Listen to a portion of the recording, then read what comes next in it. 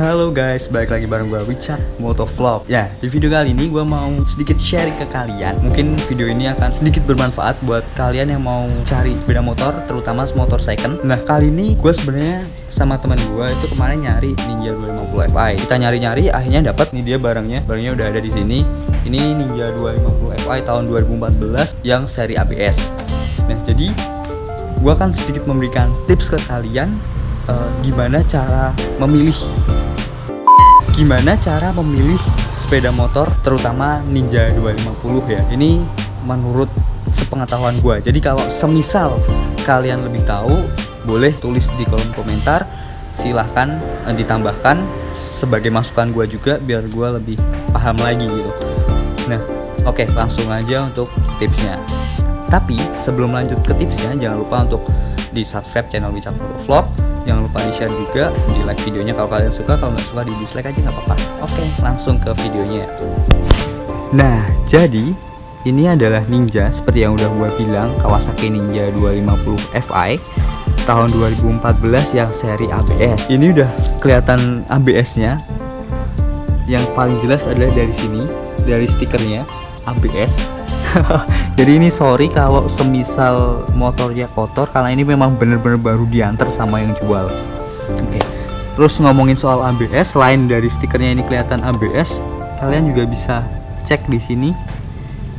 Nih, ini ada indikator ABS-nya.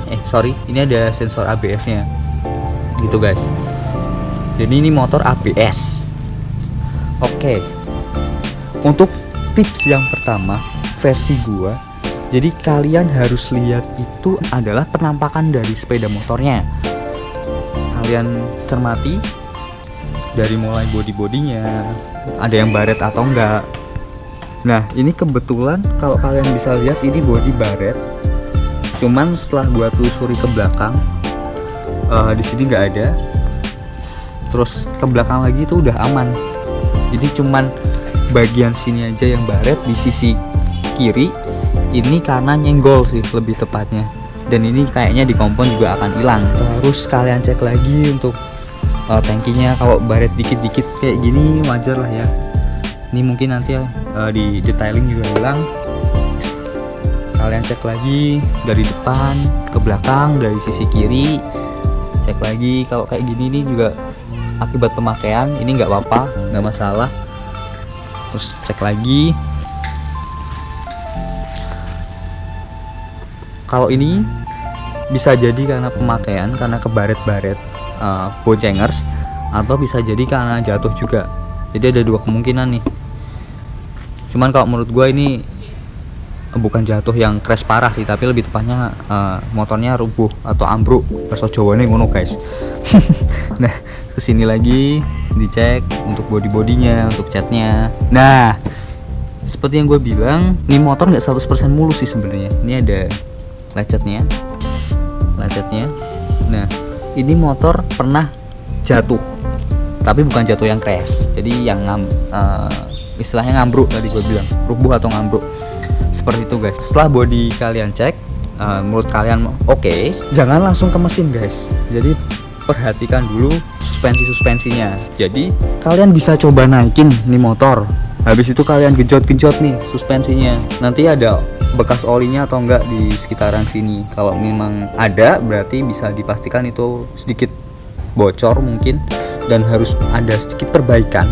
Jadi cara ngetesnya kalau gue adalah seperti ini. Sorry ini karena gue sendiri, nggak ada yang megangin kamera. Jadi gue naikin dan gue genjot gini guys. Sebentar. Nah, kayak gini. Digenjot yang depan dan juga belakang. Setelah itu kalian cek lagi apakah ada bekas oli atau tidak. Nah, di sini nih biasanya ini nggak ada. Ini shockbreaker depan aman, yang belakang juga sama. Kalian harus cek. Ini tuh shockbreaker belakangnya, kalian juga harus cek. Ini kondisinya kotor aja tapi nggak bocor dan nggak mati. Jadi kalian genjot juga sama gini ya, seperti itulah. Dipastiin itu shocknya bocor atau enggak, mati atau enggak. Karena kalau itu bocor atau mati, kalian harus ganti juga sih. Terus setelah itu lanjut lagi. Yang ketiga, biasanya gua cek bagian gearnya. ini gearnya masih baru atau enggak, rantainya juga kayak gitu guys. Yang ketiga, lanjut yang keempat, lihat cakramnya. Jadi oh iya, gua lupa, jadi kalian jangan terpatok sama kilometer. Kenapa? Karena kilometer bisa di reset. Jadi paling mudah sih dilihat dari cakramnya. Ini motor kilometer masih 20.000 dan ini cakramnya masih tebel, piringan cakramnya masih tebel, kampasnya masih oke, jadi kalian nggak perlu perawatan. Terus pindah ke yang depan juga sama, dia masih tebel, dilihat juga kampasnya masih tebel juga, jadi nggak perlu kalian ganti. Lumayan ngirit. Setelah semuanya dari tampilannya kalian cek, terus pastiin juga misal pernah jatuh, efek dari jatuhnya dia mungkin kerangkanya agak bengkong atau gimana, itu kalian cek juga. Setelah semuanya oke, barulah kalian ke bagian mesin guys. Nah, untuk bagian mesin kalian harus nyalain, periksa juga untuk indikator-indikatornya menyala dengan baik, berfungsi semua. Ini bisa kalian lihat 20.000 ya, 20.000. Terus sensor ABS nya nyala, indikator olinya nyala, netralnya juga nyala. Nah, setelah itu kalian nyalain guys. Nah, setelah kalian nyalain, pastiin untuk sensornya dia itu mati. Ini mati. Tapi untuk sensor ABS tetap nyala. Ini nggak masalah. Tapi kalian harus coba buat jalan. Mungkin kalau dia nanti udah RPM-nya udah naik di 2000 ya mungkin ya, udah di sini sekitar naik, ini pasti mati. Buat kalian jalan tuh ini harusnya mati.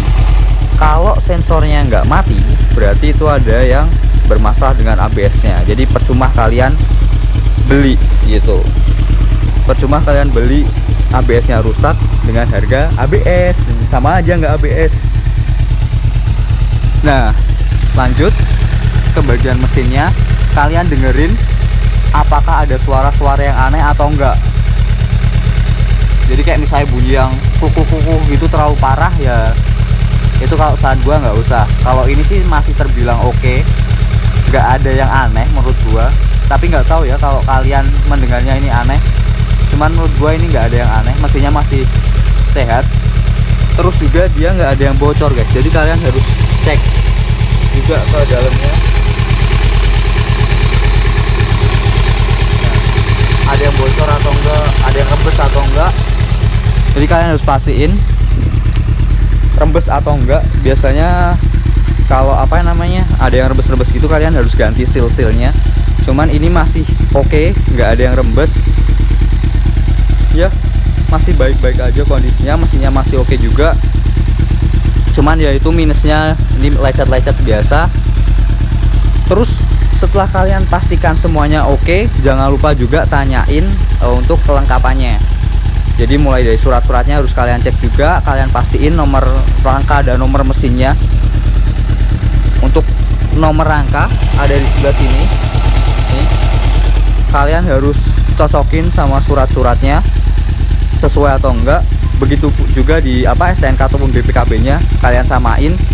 Kalau udah sama nggak oke.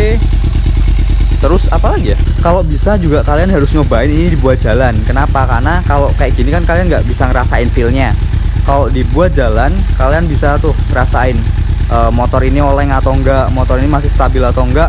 Kalian harus cobain guys. Jadi kalian ngerasain motornya dinaikin enak atau enggak gitu. Gitu sih. Itu tips dari gua. Ya mungkin sedikit tapi mungkin bisa membantu kalian.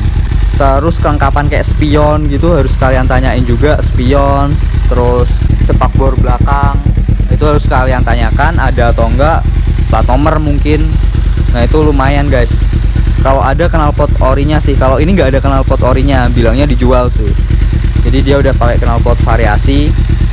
Cuman teman gua nggak masalah, ya udahlah. Mungkin ini motor perlu dicuci, di detailing, selebihnya oke tinggal pakai. Nah, mungkin tips dari gua gitu aja. Semoga bisa membantu kalian. Untuk tips ini bisa berlaku untuk semua kendaraan, gak cuma Ninja. Kalian ngeceknya harus kayak gitu, jadi harus kalian lihat untuk body-bodinya dia masih bagus atau enggak, dilihat masih oke atau enggak. Terus untuk bagian kerangkanya dia masih baik-baik aja atau udah ada yang bengkok. Biasanya kalau pernah jatuh kan bisa jadi untuk bagian rangka ada bengkok gitu, jadi harus disenterin lagi seperti itu harus kalian cek. Terus bagian pengereman, habis itu jangan lupa mesinnya. Percuma kalau looknya bagus tapi mesinnya jelek, jangan dibeli. Habis itu kelengkapan segala macam, terutama dokumennya pastiin itu memang untuk motor tersebut. Kalau semuanya udah oke, deal-dealan harga silahkan kalau mau dibeli. Mungkin tipsnya itu aja. Thanks for watching this video. Jangan lupa di like, di komen, di share ke teman-teman kalian, dan jangan lupa subscribe di channel Wicak Motovlog. See you on the next video guys. Bye.